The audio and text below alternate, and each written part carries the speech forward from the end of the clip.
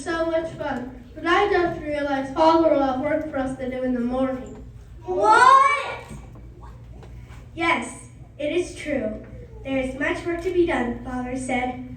Even though it's been many years since the missionaries have been here, we should learn from what they tried to teach us. But doesn't it seem so out of place with our way of life? Work? What did you children expect?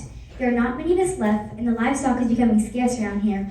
We must do all we can to make sure we will have food for the cold seasons to come. But, Mother, this place is practically falling apart. I can just hear it now. When the sun rises, you shall begin work and do this, and that, and this. Now. You will respect your father and me and will honor our wishes. Your father has done all he can and more to keep this family together. Even though this place is so run down, I still kind of like it. They call this place San Antonio de Valle. It is now called the Alamo. I know, Mother. Just like the trees around here. Alamo means cottonwood. Okay, the Alamo is starting to seem less like a place of fun and more like a mission of work. You know, the Spanish once ran this place. They wanted our forefathers to learn their ways. Father said it was a way of life that did not suit our people. Hi, Father.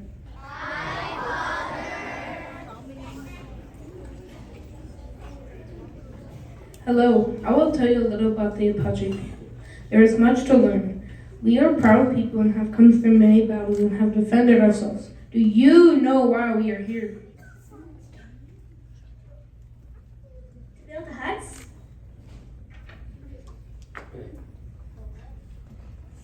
To fix the wall? To sweep the huts? To cook? To pray? To play? To fight, to build a wall, To wash? Enough! I will tell you about the life of Apache people in this place. Sit!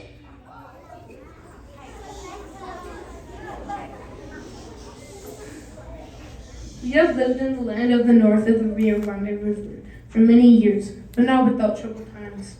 When the Spanish came here looking for riches in gold and silver, but they knew other nations were coming like the French, so they moved quickly to claim our land.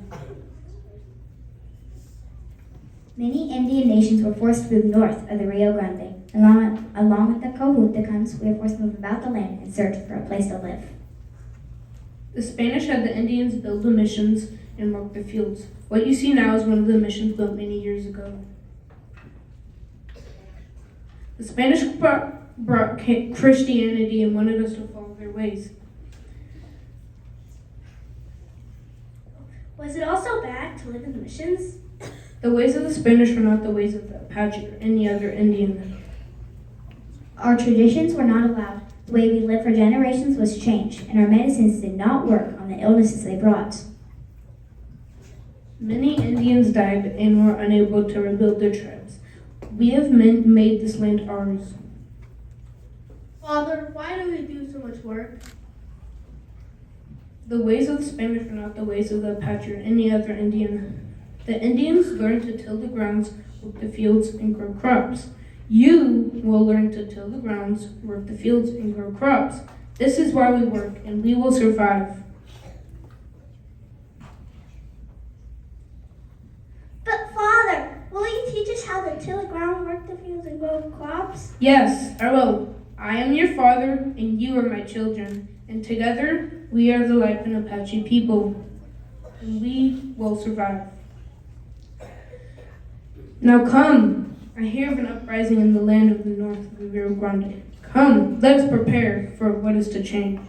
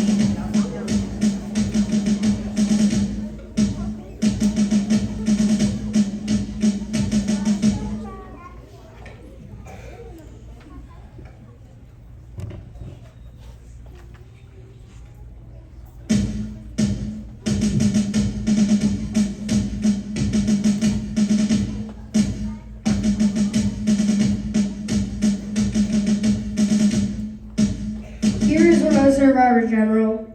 And who are you? I'm Susanna Dickinson. I cared for the sick and wounded. You are fortunate to survive. They fought bravely, but were no match for my army. Now, what should I do with you? The others, I'll have them burned. But you, tell everyone what you have seen here, so they know what has happened. Tell them of this day. Release her. What a great day for victory!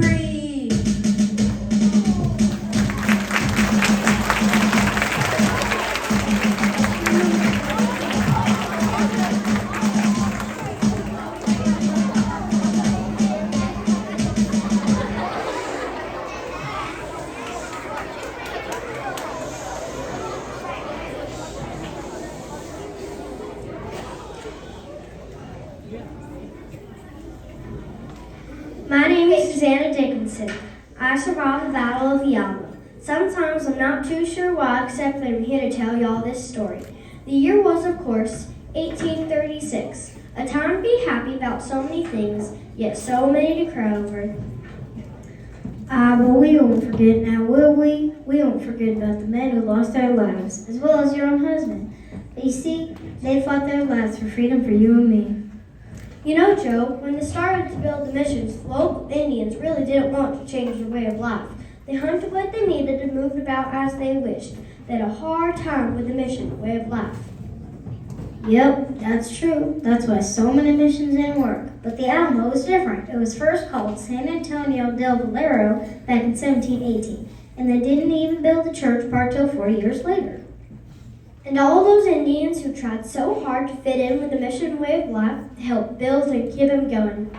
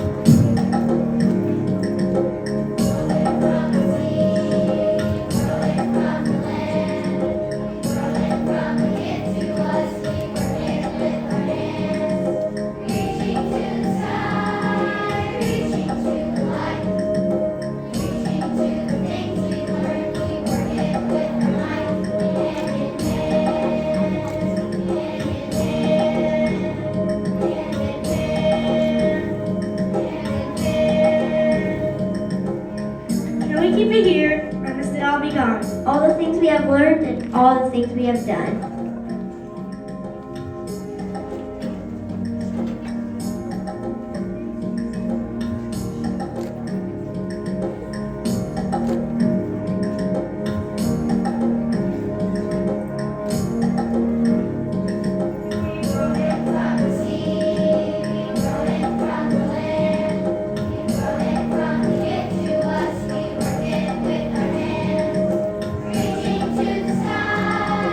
Reaching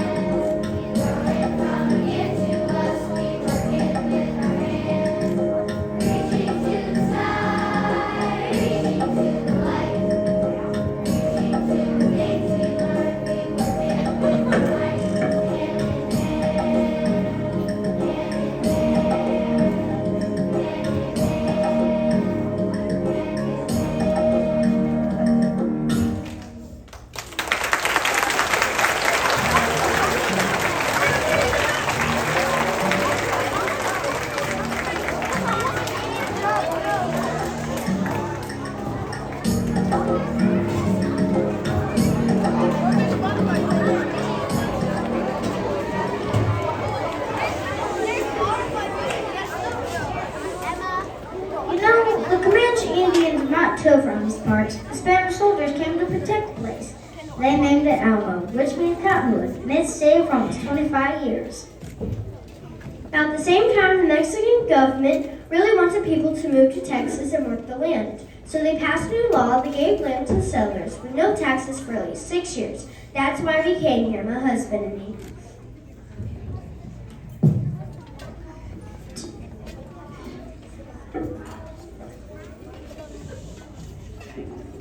That was a real bargain for sure. The kicker was slavery wasn't allowed and you had to become Roman Catholic. The settlers came by the hundreds to sell an open wide land.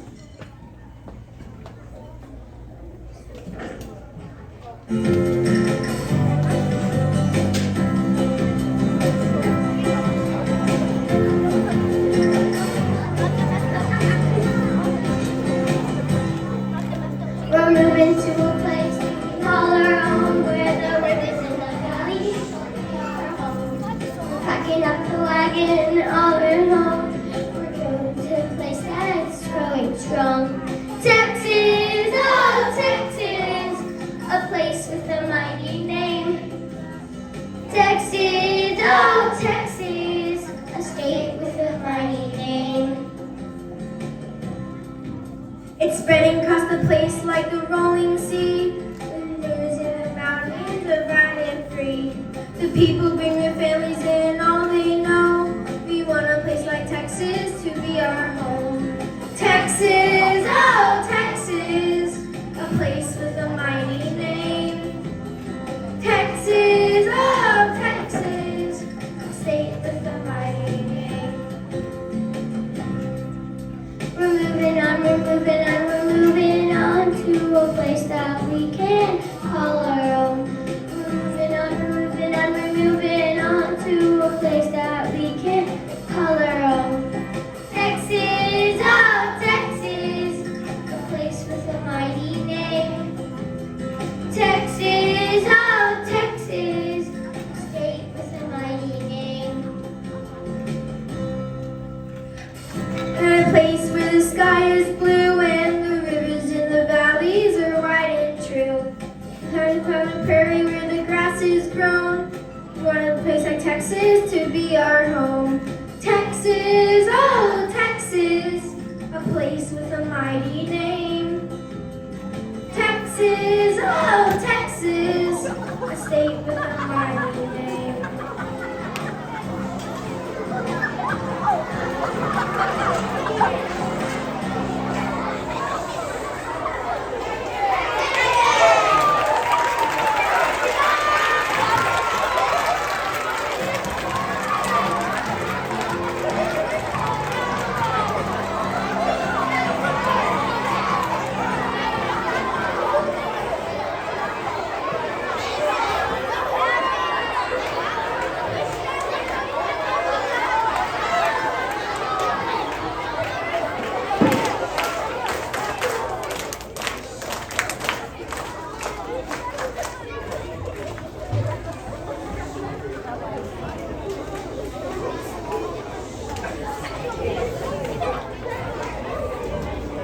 Then things became a tad bit heated when the Mexican government moved the capital from San Antonio to Saltillo, Mexico, some 365 miles away.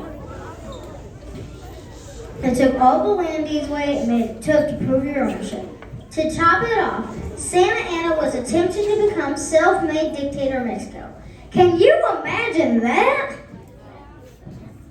Well, you can sort of figure out where this story is headed. Santa Anna didn't particularly like his folks coming to Texas. He had also heard of the Battle of Gonzales, where 160 defenders with the cry, "Come and take it," turned the Mexican army away. Santa Anna even sent his brother-in-law to get rid of those pesky Texans. Old General Kosh showed up with 1,200 men with a boatload of cannons and guns, but still lost the battle to about 300 Texas volunteers. Not so fast, Yaman. Hold your horses. Well, news travels fast, and Santa Anna was real snake bit of the defeat of his brother-in-law's army. He organized an army of 4,000 men, 1,800 pack mules, and 33 large four-wheeled wagons and 200 ox-drawn carts. He hightailed it to the Alamo, some 365 miles away, in only 29 days. But the trip wasn't without troubles. Trying to cross Mexico in the dead of winter sounds like a bad idea, for sure. Many of the followers simply died along the way. To top it off, they plumb forgot to bring along doctors or medicine. Now here's where the tough part begins, the Battle of the Alamo. And, well, Colonel James Billy was in the middle of it all.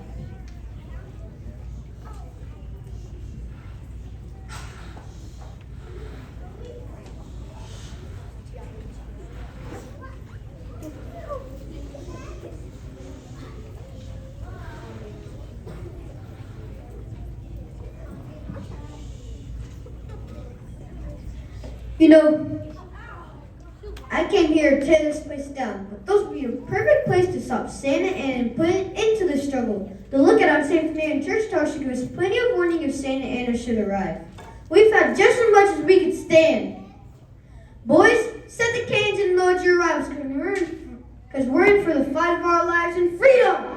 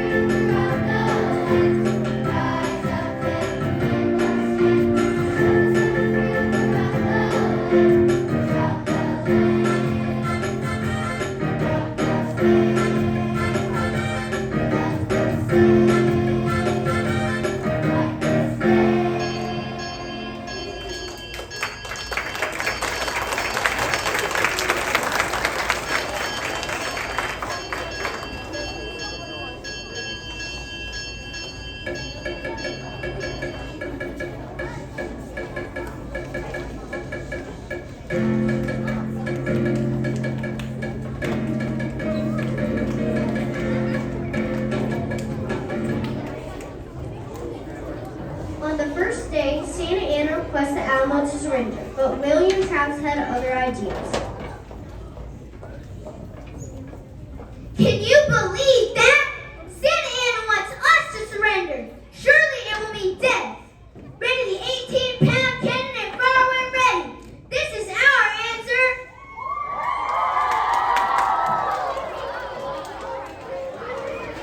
Night 2. Colonel Bowie is suffering from pneumonia and possible tuberculosis. He must turn command over to Travis.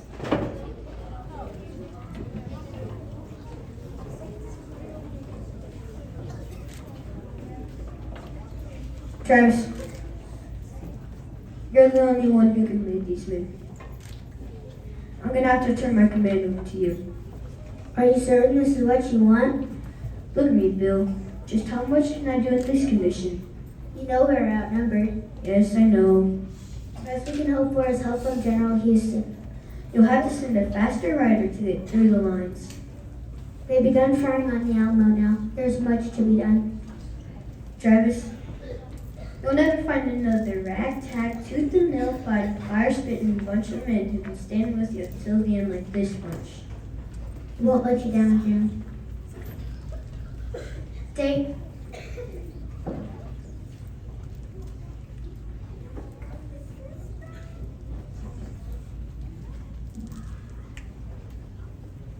Day 3. An appeal for help is sent out to General Houston for reinforcements. And just when he thought things couldn't get any worse, a northern blows in. The Mexican army is slowly setting up for an attack. They will probably continue to set up throughout the day. It doesn't look like this weather's gonna let up. We must watch our rations and keep posts as this cold weather sets in. I'm gonna need more troops for this battle. I must get through to General Houston for reinforcements.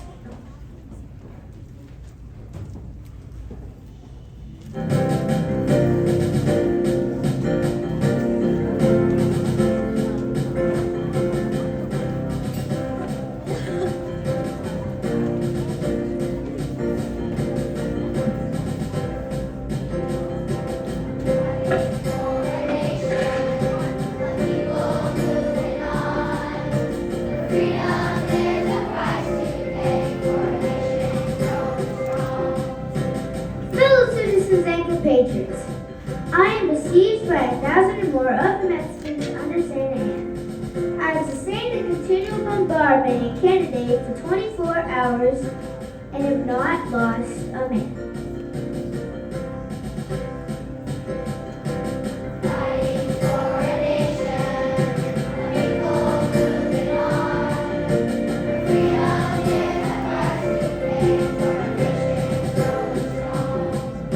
The enemy has demanded a surrender at discretion. Otherwise, the garrison is to be put to the sword if the fort is taken. I have answered the demand with a cannon shot, and our flag still waves proudly from the walls.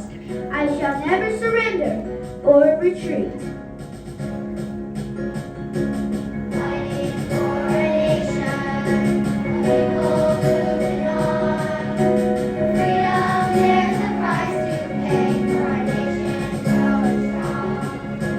Then I call on you in the name of liberty, of patriotism, and everything here to American character, to come to our aid with all dispatch. The enemy is receiving reinforcements daily and will no doubt increase to 3,000 or 4,000 in 4 to 5 days.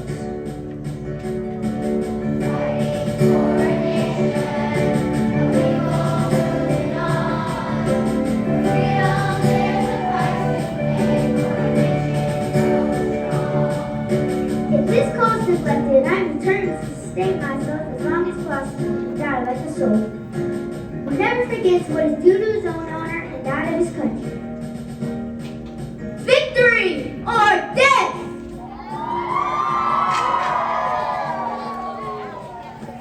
Fighting for a nation, a people moving on. For freedom, there's a price to pay for a nation growing strong.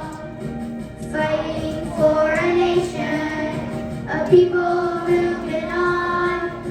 For freedom, there's a price to pay for a nation growing strong.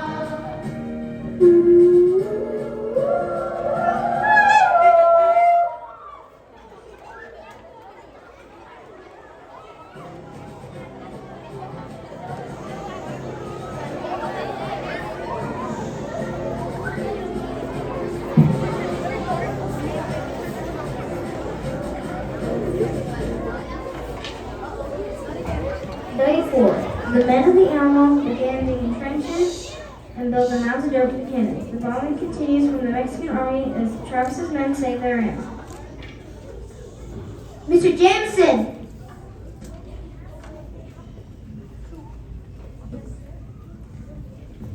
Yes, sir. Mr. Jameson, please continue to build the mounds of dirt for the cannons and trenches for the battle. We will need your expertise in these matters. Yes, sir. There are a few things we can do to add our protection. I'll get on it right away. Good man, Jameson. Day 5, February 27. The men grow weary asked Travis and Bonham to Colonel Fannin and Goliath for help. Mr. Bonham! Yes, sir. Mr. Bonham, please take this letter to the President of the Convention of the Washington of the Brazos. We do not expect to get any help from Fannin. Let him know that as long as the cannon fire continues to hit us, we stand firm and ready. Yes, sir. You can count on me. Day 6, Sunday. Rain begins to fall and the weather remains cold. The men begin to feel the pains of battle. Mr. Crockett, sir.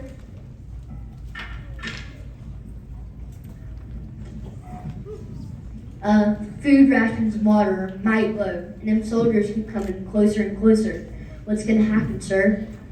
Son, I know things might be tough around here, but none of that stuff around on rest of those crocodiles. Now there's something I'll turn Falcon's getting hot inside out. Mr. McGregor, you still got that old music stuff of yours? Let's set spell and play the boys' song.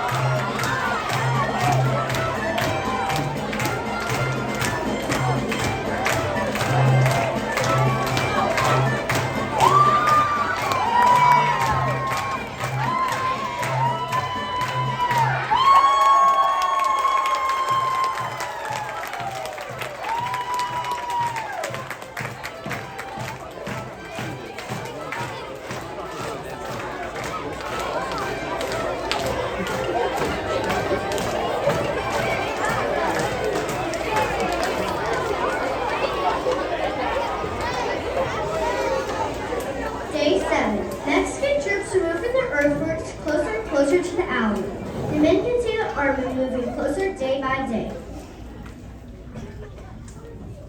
On the 8th day, March 1st at 3 in the morning, John W. Smith and volunteers from the Gonzales arrived at the Alamo.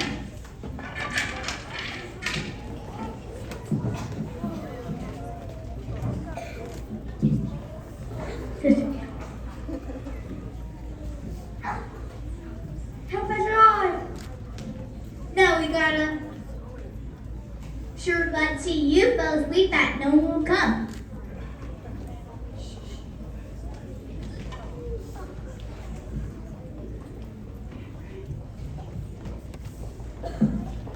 Well, we heard the situation. Well, we heard the.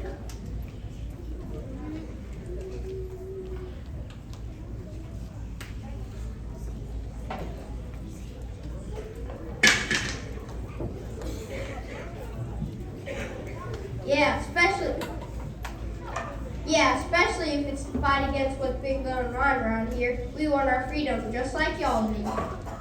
Sure is good to see you, boys. The men are feeling mighty reassured about now and get so riled up that they fire a cannon onto the Mexican headquarters, hitting Santa Anna's house. On day 9, bombardment still rings out on the Alamo. Little did the men in the Alamo know that the Washington and Brazos Texas independence was being declared.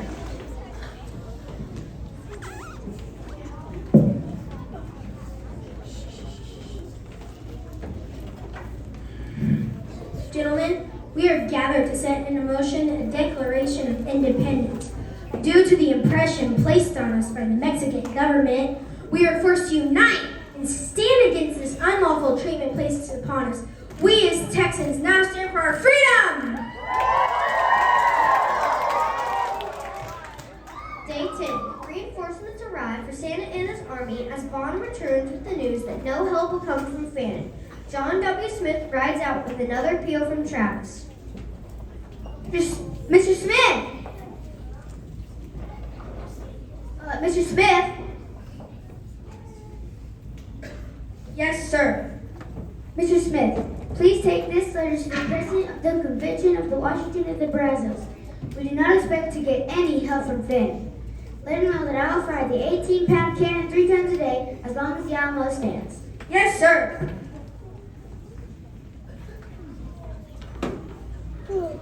Day 11. The Mexican army continues to fire up in the Alamo and close on all sides.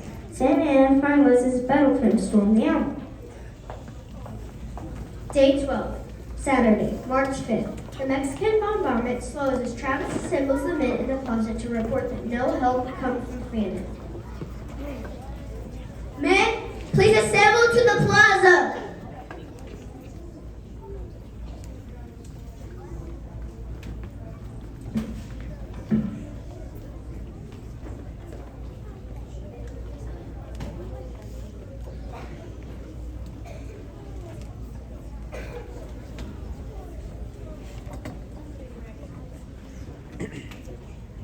Men, no one has responded to our calls for help.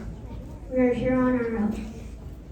I tell you now, you have the chance to escape and save yourself, or you may stay and fight.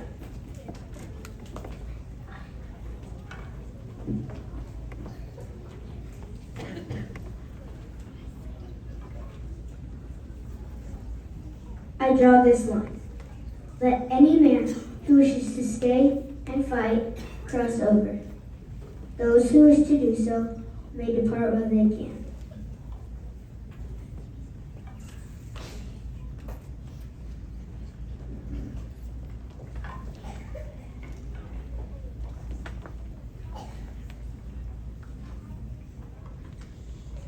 Gentlemen, if you would be so kind to carry me overland.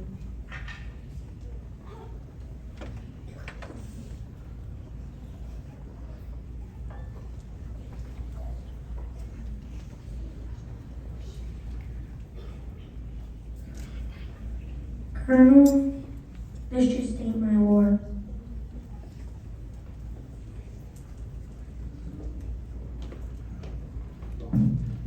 Moses, do what you must.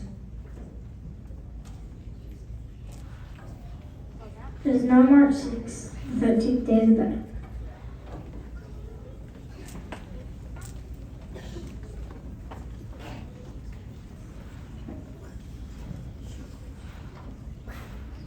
Santa Anna decides to attack at dawn.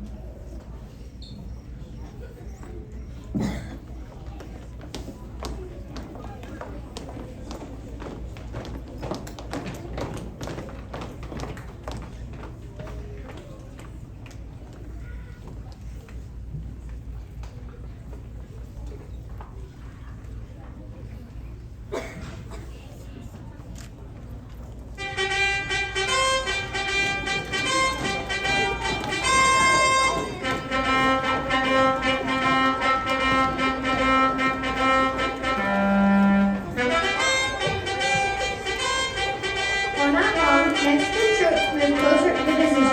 At 5 p.m., the bugle sounds and troops move in.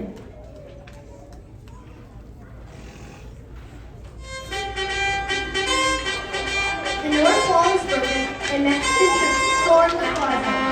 The Texans fight in the Alamo.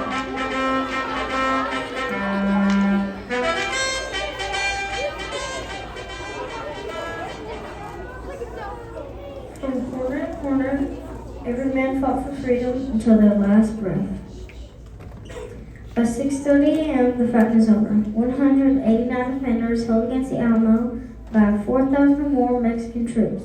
Even Mexican generals marveled at the Texans' ability to defend with such strength. Santa Anna lost 1,600 of his finest men in the attack.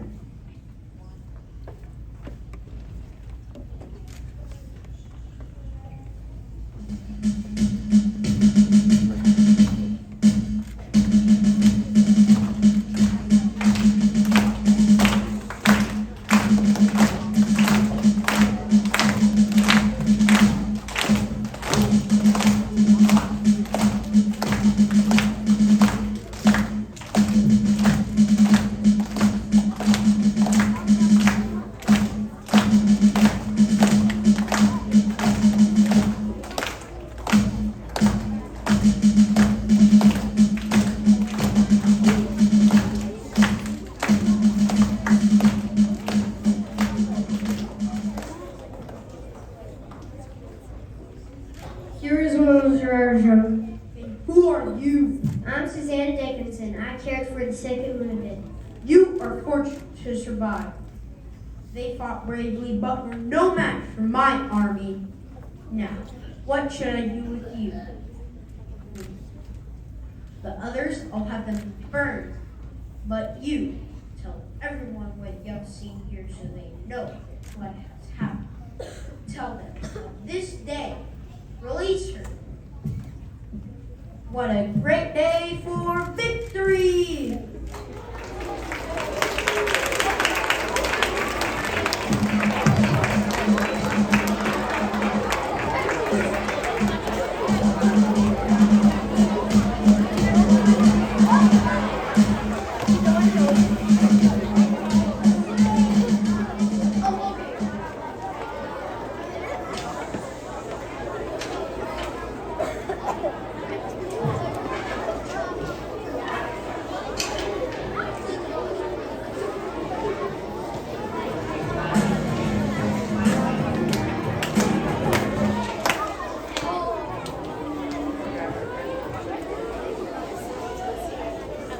After the Alamo, Colonel Finn and 200 men at Goliad fought a battle of their own.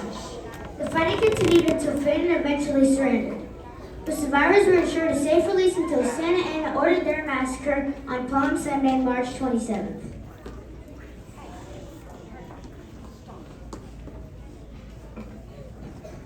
"42 days after the fall of the Alamo, on April 21st, 1836, Houston's attack would bring Santa Anna to an end.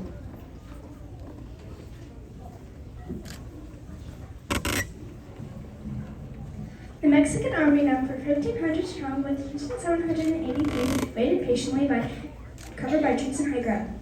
The shout rang out, "Remember the Alamo! Remember Goliad!"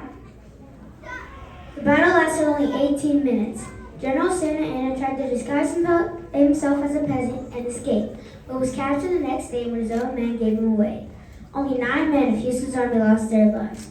The lives lost in the Alamo and at Goliad were not forgotten as Texas's independence was won. The long history of the Alamo seems to echo the price of freedom. Men who fought and died for Texas will not be forgotten as history has been told throughout the Battle of the Alamo. And thank you for listening to our story. And remember the Alamo!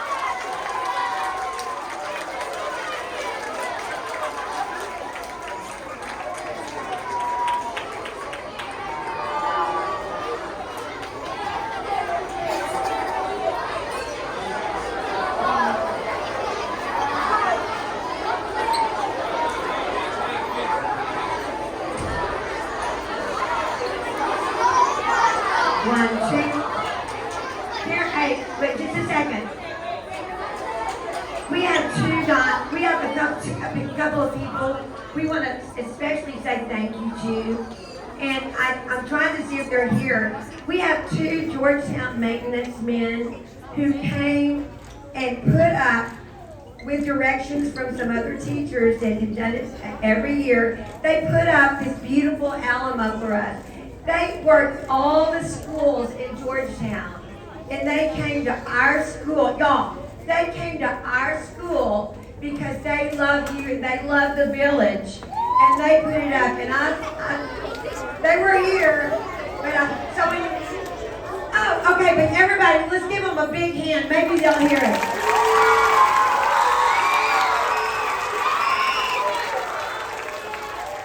And there are two people behind the scene that you don't see. Maybe you saw them flying by, but we have 2 people who came to help us, and it's Mrs. Miller and Miss Williamson. And we want them to take a big, they're not, where are they? They're, okay, I don't know where they are, but anyway, they, woo! Okay, here's what we say at the village. Once a village kid or a village teacher, always a village kid or a village teacher. So whenever you leave the village, you'll always be a villager. You'll always be a stingray. Okay, thank you very much.